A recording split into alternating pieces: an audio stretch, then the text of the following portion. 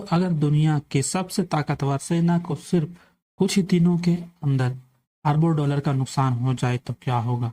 America ने Iran के खिलाफ ऑपरेशन इपिक फ्यूरी शुरू किया था, ताकत दिखलाने के लिए कि वह कितना पावरफुल है। लेकिन अब सामने आई रिपोर्ट ने पूरी दुनिया को ही चौंका दिया है।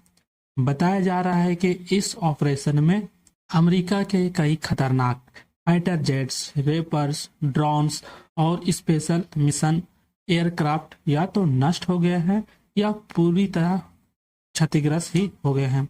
इतना ही नहीं, इस पूरे मिशन की लागत लगभग 29 बिलियन डॉलर से भी ऊपर पहुंच चुकी है।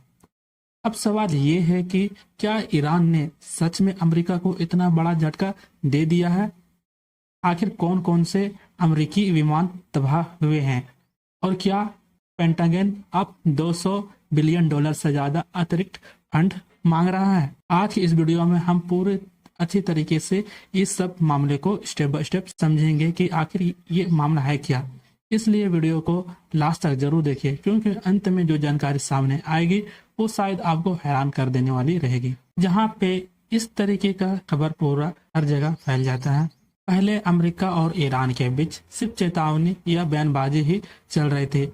अब मामला सीधे सैन्य टकराव तक पहुंच गया, जा करके अटैक ठीक कर दिया, जिससे अमेरिका ने ईरान के खिलाफ बड़ा ऑपरेशन शुरू किया और उस ऑपरेशन का नाम दिया ऑपरेशन इपिक फ्यूरी।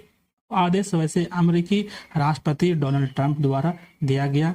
ऑपरेशन ऐसे शुरू हुआ 28 फरवरी 2026 को।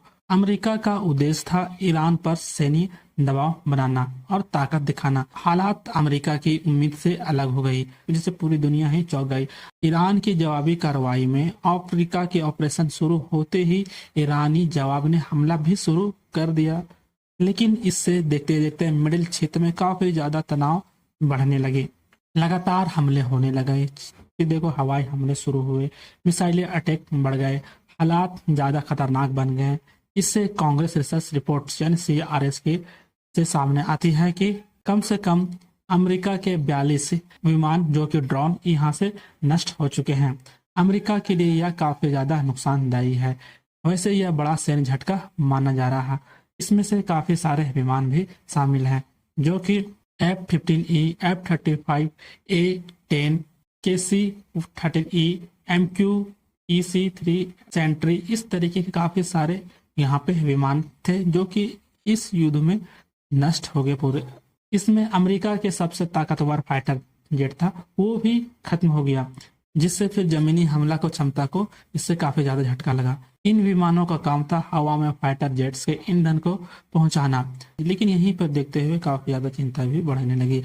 युद्ध के दौरान ये विमान बेहद ही जरूरी होते हैं, जो कि E-3 सेंट्री एवास 2 गुना M2 इंटू MC-130J कमांडो 2, इन सभी विमानों को इस पे काफी ज्यादा प्रभावित देखने को मिला और इनका काम भी काफी ज्यादा जबरदस्त था, जैसे कि निगरानी करना, विशेष सैन्य मिशन संभालना, ये इनका काम रहता था और इससे काफी ज्यादा इन पर असर भी देखने को मिली। जैसे कमांडर और स्पेशल ऑपरेशन क्षमता प्रभावित भी देखने को मिली। लेकिन इससे काफी ज्यादा हेलीकॉप्टर का भी नुकसान हुई, जो कि हेलीकॉप्टर में शामिल थे 1 गुना HW60 वाट जॉली ग्रीन 2, और इस कारण से जमीनी और हवा में दोनों जो ऑपरेशन करते थे काफी ज्यादा इस पे प्रभावित हुआ। लेकिन सबसे बड़ा नुकसान में नष्ट हुए ड्रोन, और इसका असर अमेरिका के बड़ा ड्रोन नुकसान हुआ। यह गंभीर संकेत माना जा रहा है। अब बात करते हैं कि कुल कितना खर्च हो गया। वैसे तो यहाँ पे बतलाया जा रहा है कि 29 बिलियन डॉलर इस पर खर्च हो चुके हैं और ऑपरेशन अमेरिका के लिए बेहद ही महंगा साबित हुआ। खर्च इतना ज्यादा आखिर बढ़ा कैसे? यहाँ पर काफी ज्यादा नष्ट विमान में हुआ, मरम्मत भी उसे कराया गया, नए हथियार खरीदना, लगातार सैन्य ऑपरेशन चलाना, इस तरीके का यहाँ पर युद्ध में काफी ज्यादा खर्चा हुआ। युद्ध के बाद रिकवरी खर्च भी बढ़ा। आगे क्या हो सकता है? वैसे नया रक्षा बजट प्रस्ताव 2027 के लिए 1.5 ट्रिलियन डॉलर रक्षा बजट प्रस्तावित किया गया है।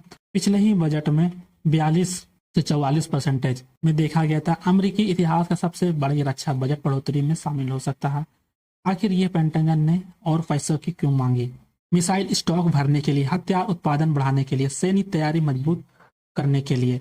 कितनी रकम? 200 बिलियन से भी ज़्यादा अतिरिक्त फंड यहाँ पर काफ़ी ज़्यादा खर्चा करने देखने को मिला। इसको देखते हुए काफ़ी ज़्यादा फ्यूचर में भी खतरा मंडराने लगी। अगर उसी तरीके का अभियान जारी रहेगा तो खर्च लगातार बढ़ते रहेगा, जिससे नौसैनिक ऑपरेशन, हवाई ऑपरेशन काफ़ी ज़्यादा यहाँ पर संघर्ष, आर्थिक बोझ बन सकता है फ्यूचर में। तो इतना ज़्यादा खर्च हुआ इस युद्ध में। वैसे में जो भी विमान थे इम्पोर्टेंट, वो सारा का सारा यहाँ पर क्षतिग्रस्त हो गए। तो इस विषय में आपकी राय क्या है? क्या ये युद्ध और भी चलना चाहिए या फिर अभी अमेरिका को समझ लेना चाहिए? तो वैसे में क्या आप सोचते हैं इस विषय में? अपनी राय हमें कमेंट में जरूर बताएं। इनसे किसी तरह का कोई और भी अपडेट आते हैं तो मैं आपको जरूर ला करके दूंगा। चैनल पे नए हैं तो चैनल को सब्सक्राइब करके बेल आइकन नोटिफिकेशन कॉल पर क्लिक कर लेना। तो चलिए फिर मिलते हैं ऐसा ही एक और अगले वीडियो में।